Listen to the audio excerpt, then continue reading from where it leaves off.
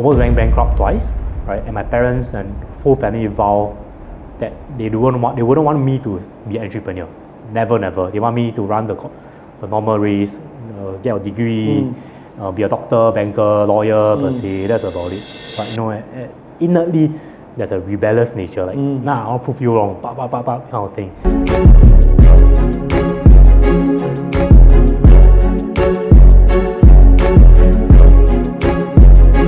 Hey guys, welcome to another episode of the Modern Wealth Podcast, where we aim to enrich, empower, evolve your lives. Today we have a very, very special guest. He's a very dear friend of mine. In fact, I train him almost every other day in the gym, right? He's a very close friend of mine. He's a business partner of mine as well. And, he's none other than Ryan. So Ryan has, started, scaled, exited multiple companies for tens of millions of dollars in his early 30s. He started his entrepreneurial journey, guys. You wouldn't believe this, right? But when he was like a baby, okay, maybe not baby lah, right? Oh, baby. But when he was very, very young in like primary school, secondary school, he was already out doing business and stuff. And he always had this knack for entrepreneurship, for really growing the businesses, right? So today, it's going to be a very special episode because we're going to be talking about business. We're going to be talking about money. We're going to be talking about how exactly do you start? How do you scale? How do you make multi-millions of dollars, right? So again, if that's going to be interesting for you, amen, you will get crazy value from this session. So let's start right now. Ryan, welcome to the show, brother. Hey, thanks for inviting. Dude, if you can share, give us a bit of an introduction about yourself, right? Who are you? Where do you come from? How do you get started on this entire entrepreneurship journey? Wow, that's a mouthful actually. I mean, very much for me, my entrepreneurship started really young. I mean, the first hustle is very much primary school, primary 5, primary 6. I do recall at the point of time, my parents, at the point of time, was asking me, what do I really want? They motivate me very much by money, like $1A, $50, so and so forth. So I count my enough is, I get almost what I want at primary school, but it's always never enough. So at that point of time, you recall, like at primary school, people are doing what? They're trading Pokemon cards, right? So eventually I became the black market of Pokemon cards. Wow. So I clock out enough is, at a point of time you play Pokemon cards, you don't really play the game. It's about comparing, or show off ego right? So at a point of time, I was buying Pokemon cards, booster packs in mama shops. I clock out enough is, and eventually I asked my parents, hey, I want to have a whole deck. Where can I get it? My parents say, Ryan, why don't you go and source out? You source out, you have enough is, you clock it out. So I recall that at the point of time, I used my dad email at that point of time. At the point of dial out everything, email everything, and there's only two sources where you can get your cards, Japan or US, right? So Japan, unlikely, Japan cards are all Japanese, so it's only a US card. So I use my dad company and very much email the wholesalers in US and forgot enough is to bought a crate of Pokemon cards. Wow. So eventually when that happened, I have everything. I'm the one in school, like wow, I have the whole deck. But what I realized is an opportunity because I have so many leftover cards. I was thinking, what can I do with the cards? Cannot be putting it at home, right? So what I did is eventually became a black market. Mama shop are selling close to like a bundle of, if you recall at the point of time, it's 5 to 10 cards. I can't remember, 5 to 10 for $1. I sold it for 80 cents. I undercut the market. Okay. Then you recall like those foil cards, expensive card, Charizard, Blastoise, Mew 2 per se. They are ranging at like $50, $60. I just slashed 20% off just to get rid. And it became a business. Wow. So at that point of time, I recalled, I think primary 5 or primary 6. At a monthly basis, I'm racking close to $200, $300 a month. Wow. Yeah, but that is also one downfall because eventually you mix with a bad company, you think you're above everyone and everything, and this went spiral. What spiral happened, bro? What spiral happened? You didn't really go to school. Oh, you school. Yeah, ponteng school, everything, and there's a lot of complaints and everything. If parents say something, you say otherwise, just go out of the house. So do you do well for PSLE or do you flunk it, or what happened? Not good. Oh, you didn't do well for PSLE? Yeah, I passed PSLE just enough to be in the last class in secondary school. Oh, wow. Last class, last streaming, last class and everything. Yeah, but thank God I managed to go to secondary school. Wow. So you went to Express or what, bro? No, I went, I didn't tell you. No. The worst class. Serious? Yeah, you can't even guess my PSLE score. Dude, tell me, bro. You serious? Yeah, for real. Okay, I give you 3 tries. Bro, I will say 240, bro. Serious? Dude, you're a smart guy, man. No? Okay, one more try.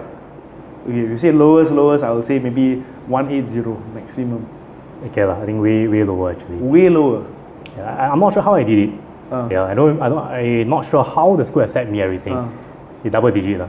Double digits. Yeah, 97 I think. 97, 96, I can't remember. Bro, you didn't even try, bro. 97, are you serious? yeah, serious, 96, yeah. So I remember, I think there's only 4 or 5. I think I flung 1 or 2 because I didn't really attend the exam. Wow. Then eventually I got 96, 97 because at the point of time, I didn't even go to school, everything. I mean, you have pocket money No and shit, everything. bro. Are you serious? Yeah. No But it's, joke. again, it's because you just didn't attempt lah, right?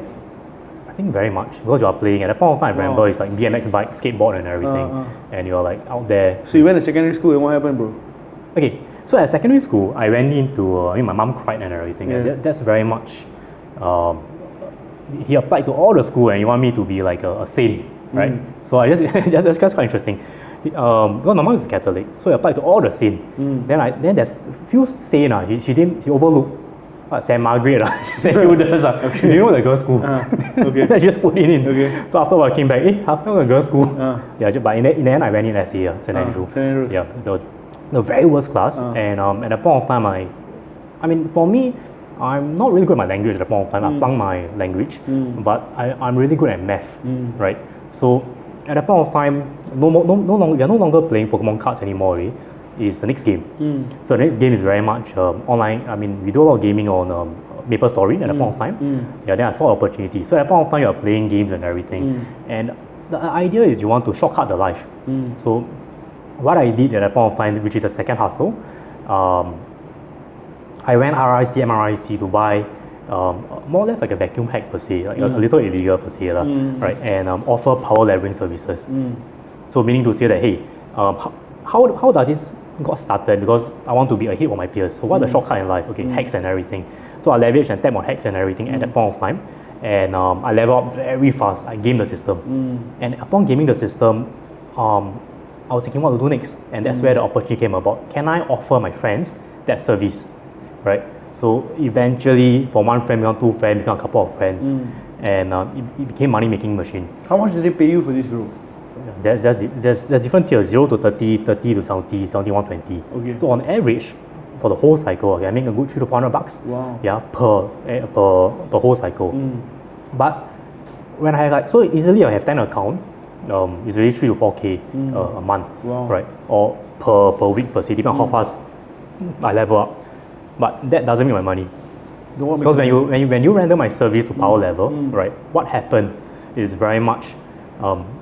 It's just about me hiring someone, pressing a button, all the monsters go to one corner, we buff and everything, and we'll just be circulating 24/7 along and level up fast. But by doing so, the byproducts are what? The drops, the mesos, the currencies. Yes, the currencies. Right, and who keep it? You keep the Yeah, I currency? keep it.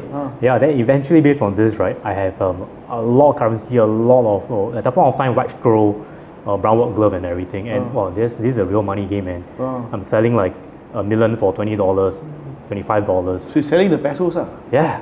Wow. Selling the mesos and then selling like +6, +7 accessories per se, and go up to $200. Wow. It's crazy. Crazy. So at that peak of secondary 1 to 3, I think on average is 2K to 5K. I can go to 5K. Wow. Yeah.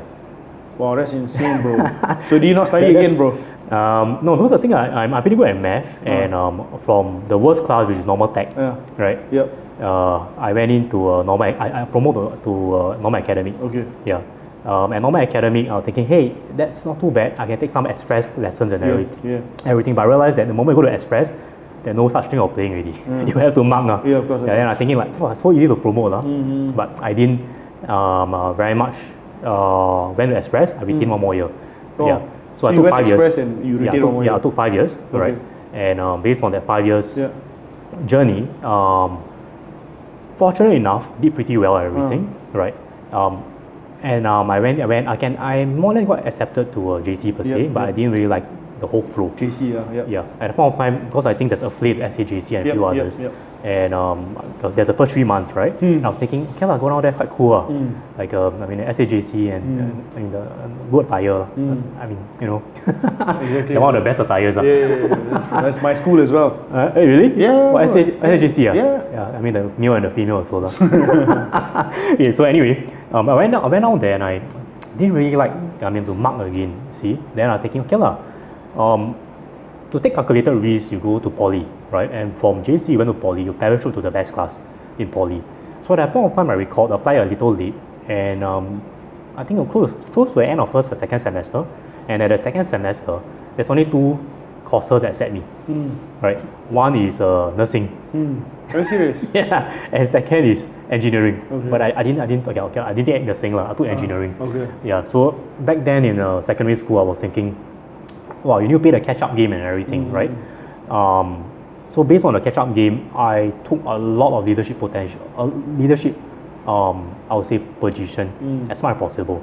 Yeah. So class president, CCA president, or chairman per se, so and so forth, right? And back then at poly, right, eventually came in my first official business. Yeah. So my first official business. So think about it. The whole journey is at primary school, I mean making maybe 3-digit, 4-digit per se.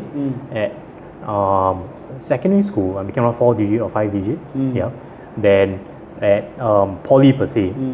Okay, before I move on to the first business and everything, this is where my first foray on making 5-digit lah. So how does it happen, right? Is events actually. I host a lot of events, underage events. Okay. Selling tickets. Sure, selling tickets. Yeah. Wow. Yeah. And per event can go up to like net profit 5-10K. Wow. Get runners to run it and everything. Okay. Yeah. And that is before 18. Wow. Yeah. So Poly you're holding before 18. underage parties. Yeah. Okay. I mean the most ridiculous one, I find that hey, that doesn't really make sense to keep selling tickets. Why not I host my own event? So I went to Aloha Changi and booked the chalet, get my DJs and everything, and I sell tickets. That one, good money. Yeah. So people know me from you work hard or you party harder. Definitely, bro. So that's at that point of time that's poly. I was never this color. I always in blonde hair. Oh, really? Hair. Wow. Never short. Always long hair. Long hair. Yeah. So at that point of time, it's all the K-pop, K-pop style and everything. So always long hair, always a blonde hair kind of thing. And at poly, at that point of time, that was the early days of poly and everything. The later days of poly, this is where my first official hustle happened, right? Where I more or less co-founded my first ever company that I exceeded. Okay, the company, what it does is, okay, that was 3 to 4 years before I would say Carousel opened. So it's a technology that essentially you can take a phone, right? You can, let's say you want to sell this cup and everything, you take photo, you auto go through the platform, right? But in this platform, what it is, right, is you transact through tokens, right? Why? Because back in the days, I play a lot of arcade. So I know, okay, for 10 tokens, you buy one token 50 cents, but you buy 10, you get it cheaper. Yeah, so for consumers, they go in and buy tokens, right, to exchange. And apart from that, they solve ease of uploading everything in at a real-time basis.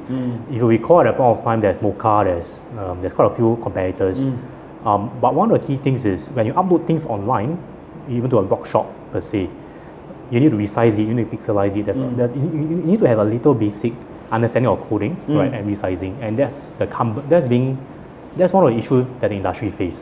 So what we do is essentially you overwrite this whole thing through an application.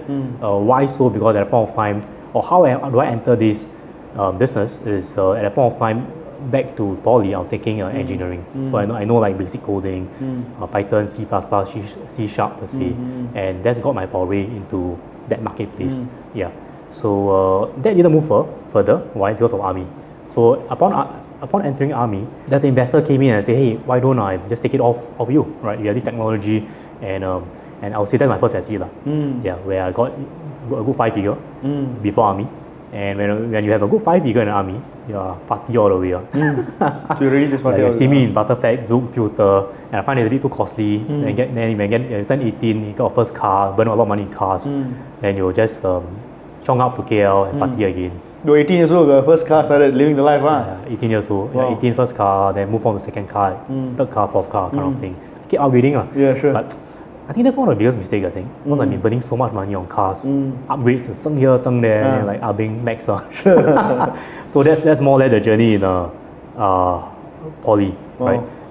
For me, I'm like more or less the class chairman, everything. And I must say, one of the key factors that push forward is it's more towards my mom, right? Because at that point of time, my mom believed in controlled mess, right? So she won't like when you go to a party and everything, she rather be around. But I remember when I was first 18, when I turned 18, I think my birthday or what, she brought me to Butterfact and she opened a table with all my friends. Oh, serious? Yeah. Wow. That's crazy, man. Cool And, mom, huh? Yeah, and my friends would come over to my house and my mom would become a banker.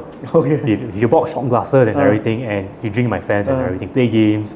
And next morning, she bought Interesting. tea round for them to sleep. Wow. Yeah, so she believed in controlled mess. Okay. So when that happened, we party hard, but we study as well. Okay. So fortunately enough, in poly, based on 3 years, a good 80% of the cohort in my class went to university. Okay. Yeah, NUS, the 3 local U. Yeah. Yeah, and for me, I'm fortunate enough got accepted to NUS. Yeah. First in engineering, but I Wow. didn't like it, like direct second year. Yeah. Then I went in to take business. Business, okay. Yeah, but even in business, I take my time off.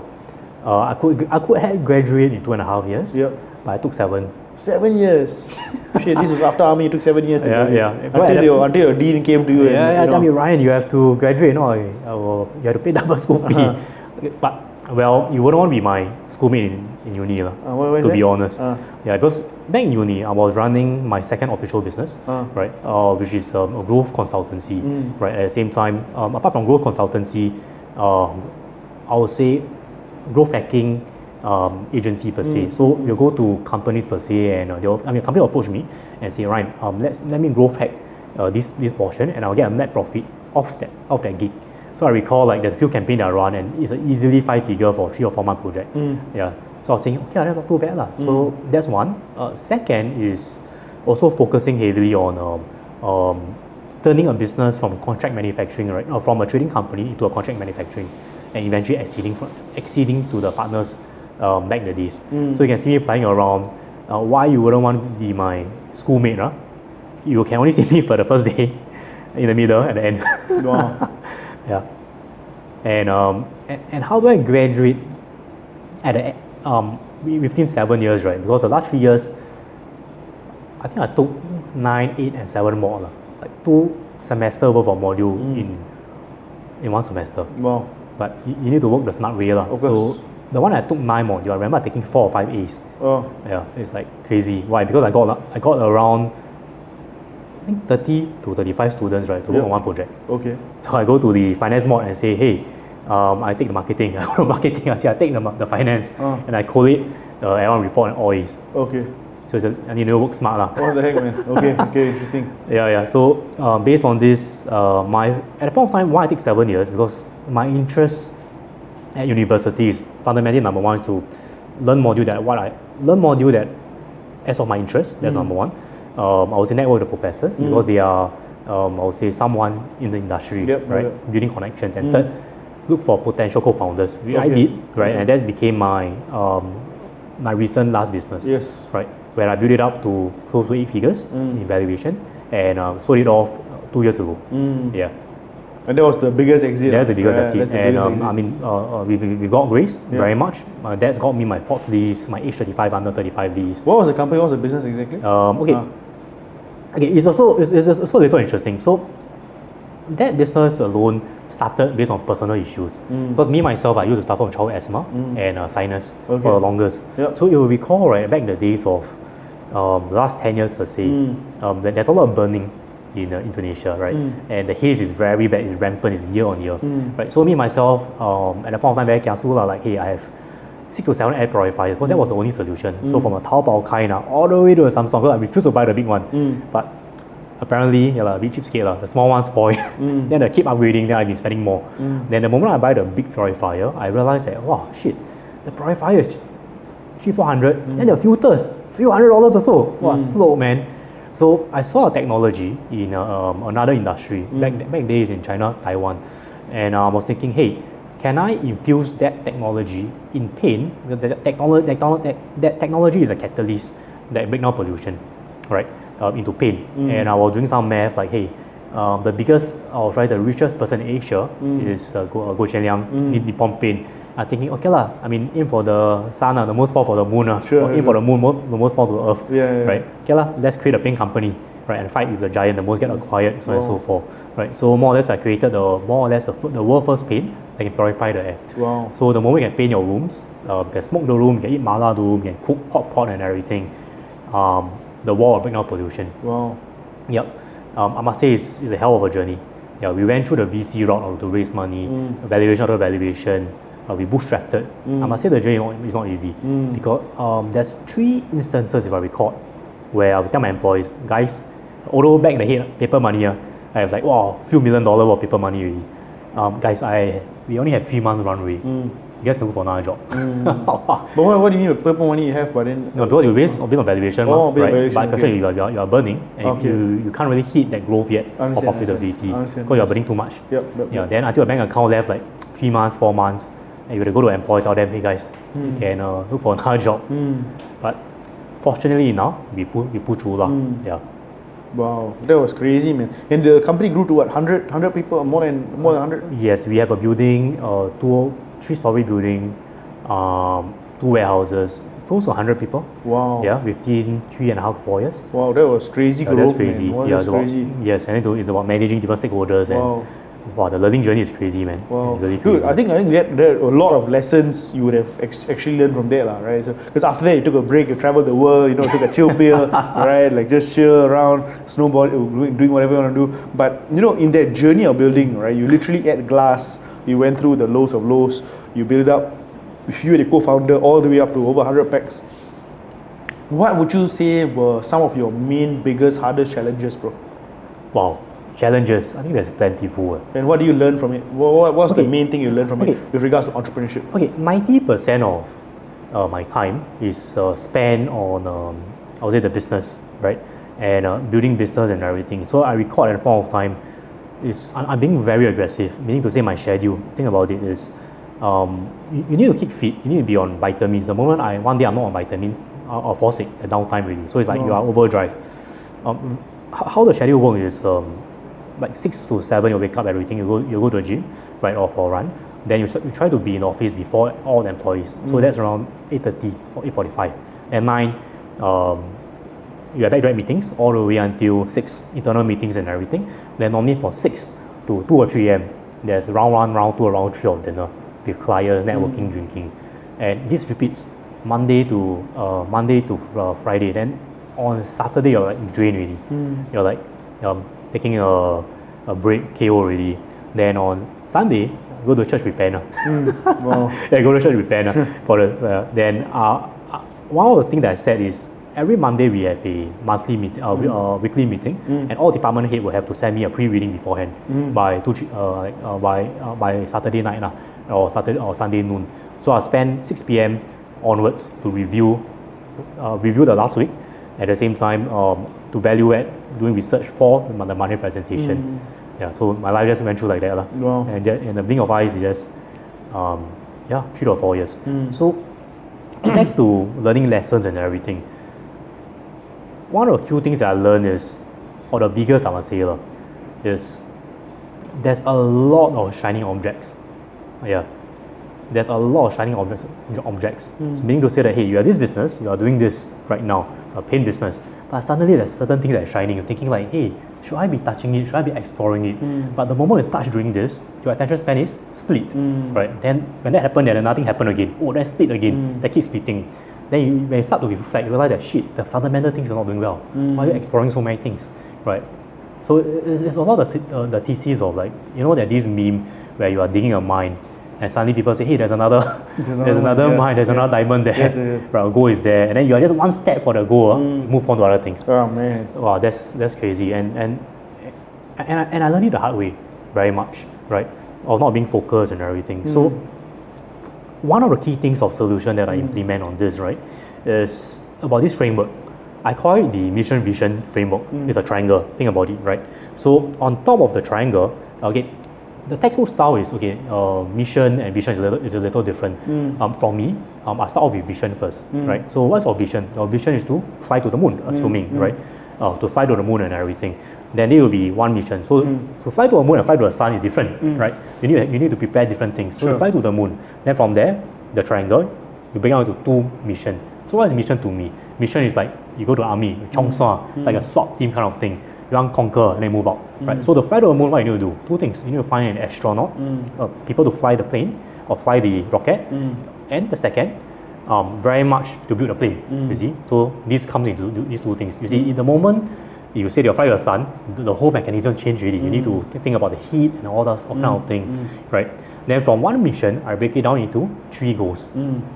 Right. So let's say you want to find astronaut. Why the 3 goals? Right. You want to find maybe perhaps you do you post an advertisement in Yellow Pages. You do Facebook advertisement. You find them in LinkedIn, but you can't find it that way right? But that's business. The answers are not I would say in your face, and this is where you need to do repetitive iteration of testing. This is very straightforward. You see, these 3 doesn't make sense. You can't find an astronaut in Yellow Pages and everything, right? And with each goal, you break down again to 3 objectives, right? So objectives say, hey, in Yellow Pages, what's my KPI? Right, my KPI to fill my pipeline of 100 interviews or 100 screening back to maybe 10 interviews every week, every month. And from there, you measure our way. And based on this, in terms of management-wise, right, the top 2 triangle is always fixated. You don't change. Because it's a pendulum effect. The moment you change, wow, the whole business is chaotic. 100 people to maintain. So you always go to maintain your vision and your mission to be fixated. The rest, leave it to the managers to sprint, to iterate, to change, to fail per se. Right? It's about failing forward. So in terms of learning lesson, I must say these are the biggest learning lessons. One of the second thing is that I face at a point of time is also decision paralysis. When you want to go to one topic, but wow, you read so many content and everything, and in the end you get confused. Really, you get confused. You're thinking, well, there's this guru, that guru, and everything, and when that happens, you don't take action. You see, so you'll be planning. Then after a while, you realize, shit, I should just take action. So and that's very, very important.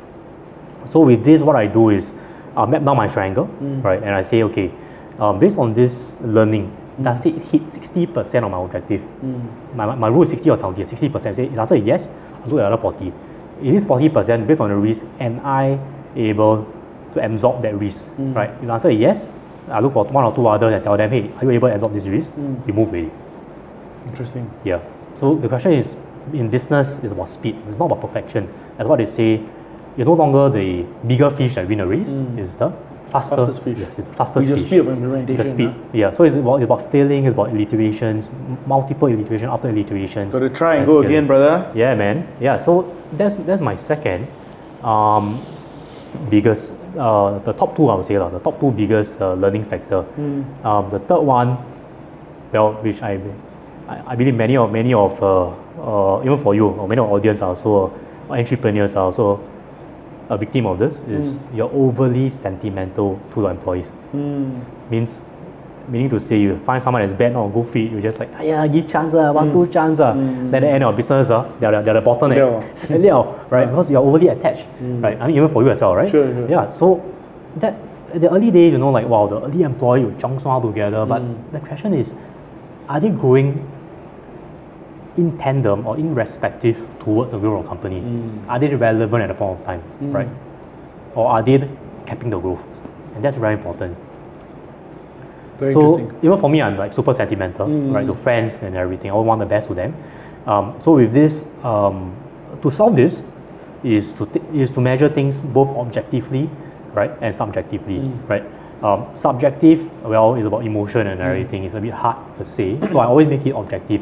So for the company that I grew, there's always how it works is for every employees, there's we map down. Okay, there's 2 things we focus on to make sure that, hey, I can able to solve this issue. The first is focusing heavily on process, right? Is that process enable or the employee to be there, to be motivated, or can the process without the employee, without you being in charge, right?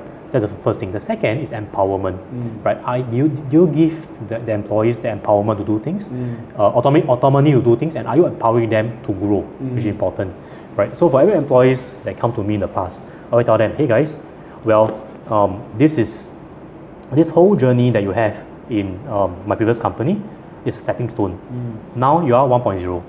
you are serving a need for the company, but I want you to become 2.0. What is 2.0, right? I want them to write it down, right? And every time the first day of the employment, right, even interns, I'll have one-on-one to them. I'll bring them to the bookstore, Kinokuniya per se, and I'll tell them, pick one book, I'll pay for them. And these are the books that they do with reflection, right, to level up to 2.0. So that's more or less autonomy and empowerment. You have to get it settled, right? So with this, people are willing to work extra amount. So it's about personal growth really. It's no longer about working for a company anymore.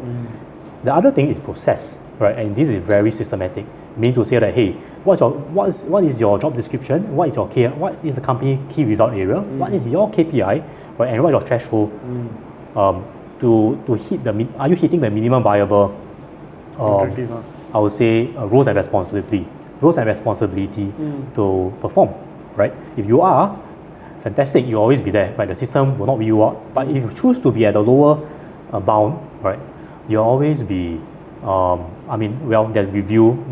A letter will send over to you for a PIP, Performance Improvement Program, and within first month. And second month, if let's say you don't hit it, the system will read you out already. Yep. Yeah, you're done already. And this is all, and with these two things, I'm able to solve that emotion portion, right? Because for me, it's about shortcut in life. And I love this framework. I can't remember I read from where.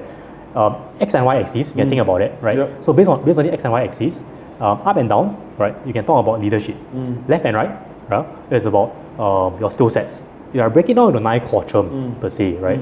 The one in the extreme right, right, is essentially someone that has very good skill sets. But no leadership. No leadership. So it can be a very good salesperson, can be a very, very good copywriter, can be a very good marketer. But the moment you put people under them, and that's the biggest, I would say, myth, right? That I'll try to say the biggest mistake that most entrepreneurs do. They say, wow, top salesperson, top this, promote. But the moment that happens, they crash. Because a good salesperson doesn't mean a good manager, vice versa, right? But some person that I knew, they themselves are a very good salesperson, but they're making a good 20-30K a month. They don't want to be managed, they don't want to be a manager. They like the sales, they like all these things. So the question is, can the company provide the autonomy for them to grow in that purview, right? Without the leadership. Without the leadership thing, it means it's not capped. They can still continue to grow, right? And it's back to the company owners to make that happen. Second, I'll talk about the extreme left. Someone can be very good leaders and everything, very charismatic, no management style and everything, but no skills. No skills. It's all right? Are you putting them to where they are best, right? The one at the top right are essentially a superstar. I call them the management, right? So it depends on each trajectory. Where is every employee and how are you walking? What is their walk, right? End of the day, business, right, is not a transaction. I mean, most people say it's a transaction, but I must say it's a journey. Journey of not your company, but that every single employees in the company. Are you value adding them, right? It's both ways. Can they value add you? Can you value add them? Absolutely. And when that happens, you have ultimate trust, right? And things will go exponentially. Absolutely. Hey guys, I hope you guys have enjoyed the Modern Wealth podcast so far. There are so many brilliant insights, golden nuggets of wisdom shared by Ryan. If you've liked it so far, make sure you click on the like button. Make sure you subscribe to our channel and comment in the comment section below. What is your biggest takeaway from this video? So Ryan, dude, that was amazing, bro. There were so many nuggets of wisdom with regards to what you need to look out for a business owner, right? How do you measure KPI, what do you need to do and all that stuff, right? Which is great, right? But let's come back to the ordinary man who's working a 9-to-5 job. He has aspirations, he wants to start a business, right? And I have a question for you, man. Today you've made your money, you build your connections, right? You have a better playing field. Let's just put it that way, right? You have better connections and everything. That's something that you've rightfully earned over the years, right? But for somebody with no money, no connections, no nothing, right? What is the best way for them to start? What would you advise them to do if they are looking to start this journey without any of these different things? Wow, okay. That's on the premises that I will start over again, or someone that is totally zero. Somebody is totally zero, bro. Totally zero. Totally zero. Wow. Okay, if let's say I'm in their shoe, learning from how I had gamed the system over the last 10 years, 15 years, since primary school all the way now, I think the first and foremost, right, is about your mental model. That's the most important thing. I can tell you the best tactics, the best strategies per se, and I can tell you certain step-by-step basis, but if your mental model is not there, you won't be able to execute it, right? What do you mean by mental So- model? Do you mean mindset or what? Mindset. Do you mean? Okay. Mindset, right? So if I'm going to go through mental model, there's a few steps, or try to say thought process, right? There's a lot about reflection. There's a lot about really thinking through, understanding yourself, your capability, right? And understanding the landscape. So how am I going to distill this? There's a couple of questions I'll be asking myself. I mean, the first and foremost is ultimately, based on what I'm doing now, my whole user journey and everything, right? Am I value adding something, right? Can I value add something and everything, right? So rather than creating something, a product and everything from scratch and taking market need, is it something where along the normal user journey, am I able to look through and distill value from it? You see? Give me an example. So meaning to say, I mean, the classic example are all the big unicorns out there, like, hey, there's Grab, there's Facebook and everything. How does Facebook started? Well, it's only a very simple school book. I mean, they want to basically collect data of past students and everything. Then from there, it evolve one into another. They're solving a need at the point of time. So you see, there's a lot of solutions really out there already. But the question is, people tend to overcomplicate things. You see? So when I talk about mental model, I think the first and foremost is ultimately, are you focusing on something that you think you need, right, or something the industry need and everything, right? It's always that thing. Because people always look for a solution outside of the box, you see. But actually, the solution is just in front of you, right? If I'm going to look through the mental model at the same time, right, it's always this framework that I go through. I love framework because framework makes my life a lot easier, right? Success is always equal to two things. Talk, right, is value divided by friction. So where are you playing, right? It can't go wrong, right? Are you providing more value, right, in relation to the whole user journey? Are you providing more value, or are you reducing friction, making life easier per se, right? This is only these two things. And the moment your mental model is fixated towards, okay, either one, you won't be all around the place. You'll be thinking, hey, maybe it wouldn't be a case where like I'm providing value, oh, I'm also reducing cost per se. You're very fixated into one angle, and then from there you still hit you one. Yeah. So I always start with this framework or this model. Are you providing value?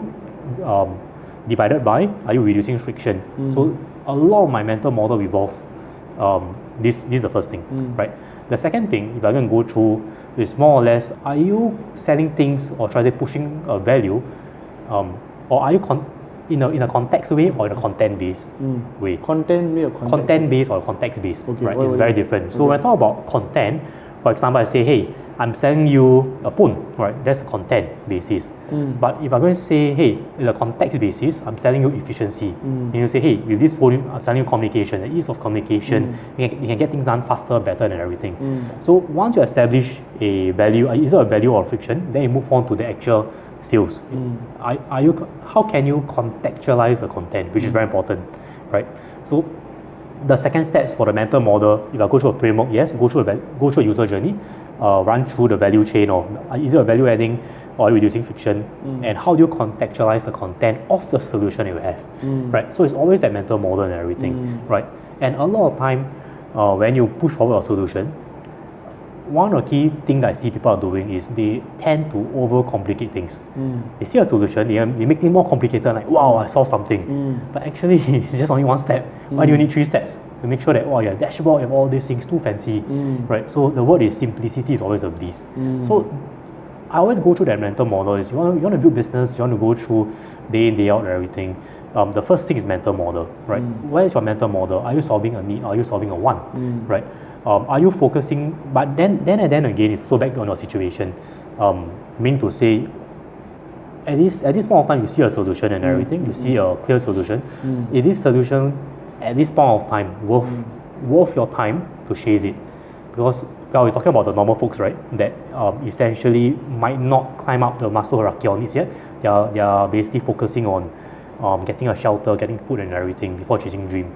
So if I'm going to distill it further, one train of thought, what I'm saying about all this, right, the formula is about chasing dream, right? Yes, you can collate,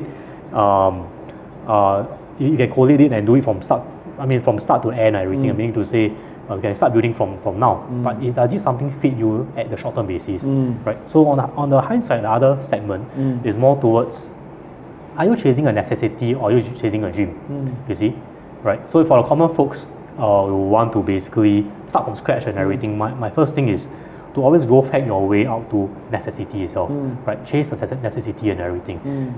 So first thing, if I go put into a formula and everything, is mental model, right? What is your mental model? Are you chasing a necessity? Are you chasing a need or a want, right? What is the actual framework? What is the actual based on the framework of Maslow hierarchy? Where are you at right now, right? I think I'll say that's the first step. So establish where you are right now already before you can chase your dream and everything. It's about having that shelter, fitting that up, right? Let's say you want to start a company, but 1 year no salary. Can you attempt to do so? You'll be moonlighting, your attention will be there, everything. So solve that fundamental, right? So mental model is important. That's the first thing. If I'm going to break it down into tactical portion, right? I break it down into two things. Short term and long term, right? As you know, like business, chasing dreams, building necessity and everything, it's a marathon. It's never a sprint. So, but if I'm going to break it down into a very systematic approach, what is long term? Long term is two things. Health, that's one thing, because health is wealth, right? So for long term, if you're going to talk to someone that is as of scratch and everything, one priority is about health, both mental health and both physical health. Are you enriching yourself with more information day in, day out? Are you exercising every day? Are you keeping your temper healthy, everything? Because if I'm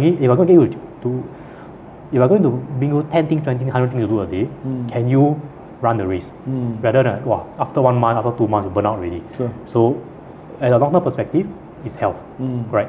And health is like breaking down into mental health and physical health. And is there any activity that support this? The second portion is short term. And short term, okay, maybe we can also mirror back to the formula, value over friction, you see?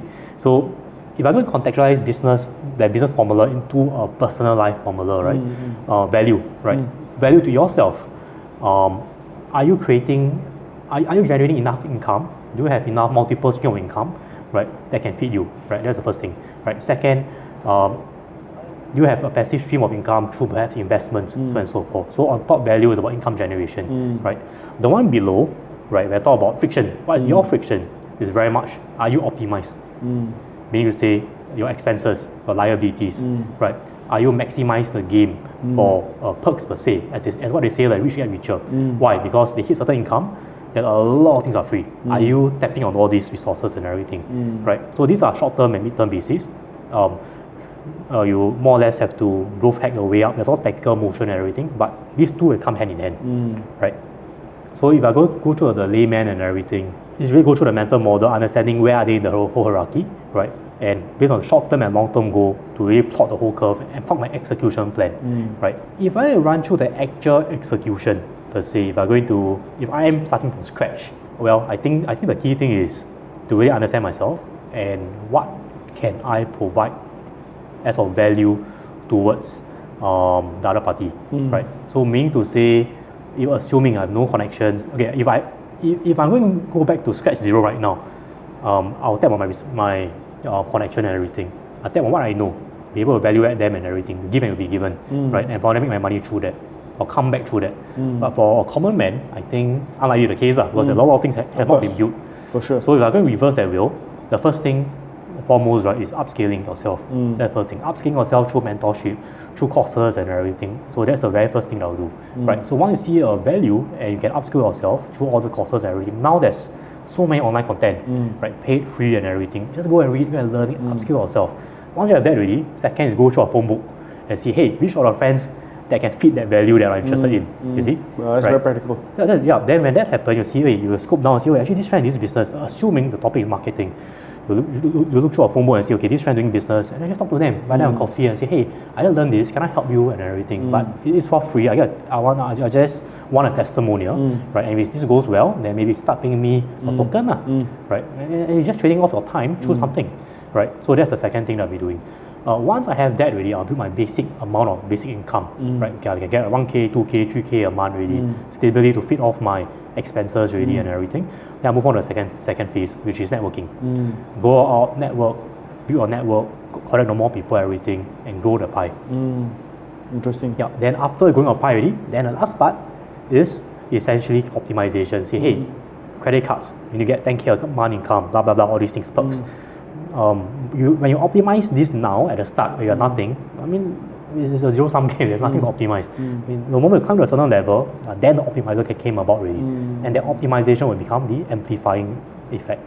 Yep. So I mean that's how I'll do it. Absolutely, very good, very good, very nice, very nice. As in, that was very practical advice, bro. I really, really enjoyed that.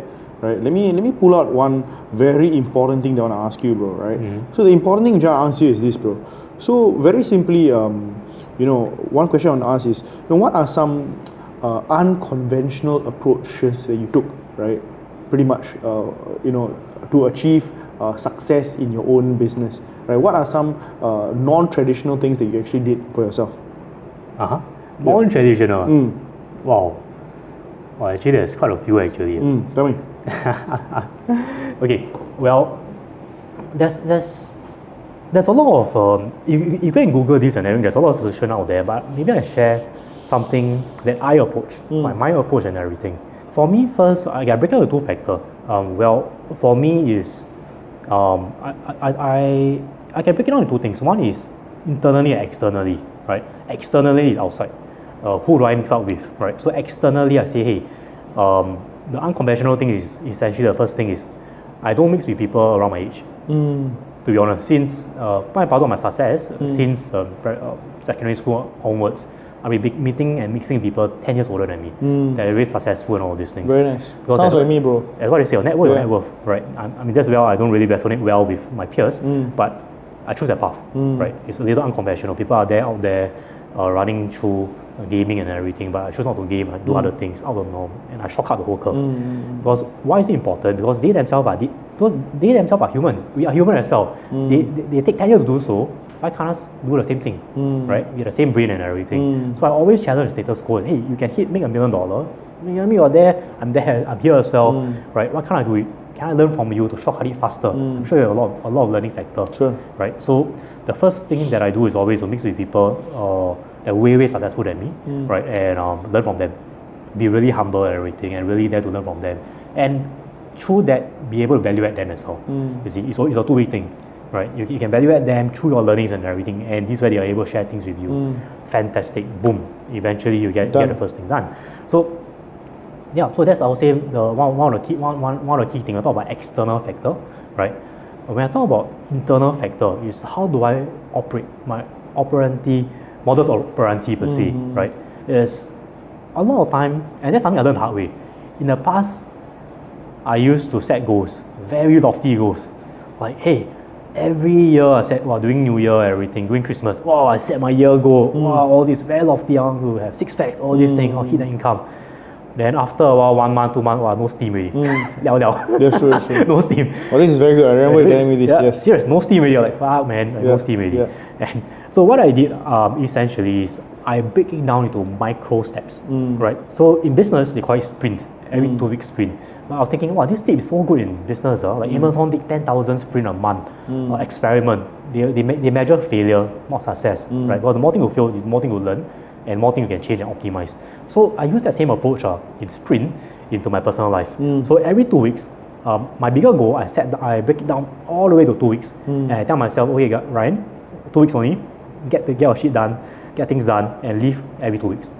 So be it health, be it fitness, like clocking your steps, clocking your meals, clocking your gym, reading a certain information and works and everything. 2 weeks, enough. Settle, move on with it. For next 2 weeks. Wow. And when that happens, you realize that shit, your goal is easy, right? And that compound. Every 2 weeks, compound. The moment at the end of the year, shit, 90% of my to do all it's all achieved already. You see? So that's essentially that portion for internal. And what I do, a little unconventional itself, is challenge. Yeah, because one of the key things that sparked my entrepreneurial, I would say, journey is because of my family as well, right? Because my granddad used to run business, almost went bankrupt twice, right? And my parents and full family vow that they wouldn't want me to be an entrepreneur. Never. They want me to run the normal race, get a degree, be a doctor, banker, lawyer per se. That's about it. But innately, there's a rebellious nature, like, I'll prove you wrong, kind of thing. So with this, I think that's one thing that shaped me. So I use that as my advantage towards my day in, day out as well. Okay, 2 weeks, what challenge can I set myself? 14-day challenge, a month challenge per se, right? And keep challenging the status quo at the 2 week basis or 1 month basis. So are you breaking boundaries month on month, week on week, right? Because you set a very lofty goal, 6 weeks, or 6 months, wow, it's a tough, it's an ordeal per se, right? But I said 2 weeks, you hit it, wow, you're charged up. Next 2 weeks, let's go, you see? Yeah. So talk about unconventional, I think these are the top two. If I go label it internally and externally, these are the two things. Externally, look for people better than you, and most importantly, look for a mentor, right? It can be someone that guide you through, like game the system. You want that mentor. You have done that so many times, everything. You just have to copy and paste, right? But you need to know where to look at it, right? And internally, right, it's about yourself. Conducting sprint, challenging yourself, understanding that hey, everything is even and everything. And most important, always have that mindset that failing is good. It's about failing forward, right? Embrace failures. Because success is not built over success. I mean, you're successful all the way, it might be a one-trick pony. At the moment one thing crash, wow, you're already, then down already, right? Success is built over multiple iteration of failures. And it's about failing forward. What you learn from it is about deep reflection on yourself, right? So what I do, another unconventional tip is every Sunday, right, after going to church and everything, I pray for everybody, and not just that, even pray for you as well in the whole company, almost on a weekly basis. And I will do a reflection, right, on what done well for the week, top 3 things, top 4 things. What am I what do I show gratification on, and what do I do next week? That's top 3 things before I move on. That deep, beautiful. That deep inner reflection of failing forward. But you must say one thing, not failing forward means you don't embrace. You keep embracing failure like everything that fail. Without thinking, without substantiating that thesis. You have to have that thesis before you fail forward. Absolutely, bro. I have one specific question. Maybe it's a final question for this interview, right? But what are some? The world is changing so fast, so quickly. Right? Things are changing rapidly with AI, with technology, social media, and everything, right?